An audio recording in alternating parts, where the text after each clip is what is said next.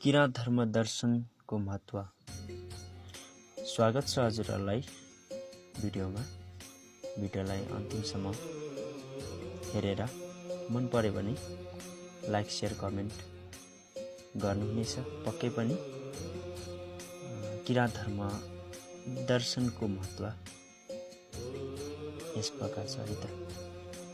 किराँत धर्म प्राचीन धर्म हो। किराँत धर्मलाई पुनरुत्थान गर्नुहुने अंशिमाङ महागुरु फाल्गुनन्द हुनुहुन्छ।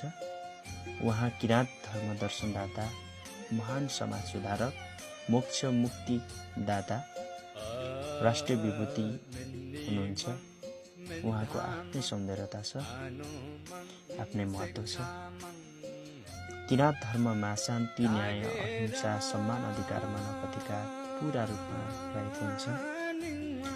किराँत धर्मले छोरी चेलीलाई उच्च अहोदामा स्थान दिएको हुन्छ। किराँत धर्मले कसैलाई पनि विभेद गर्दैन, सबैको सम्मान गर्दछ।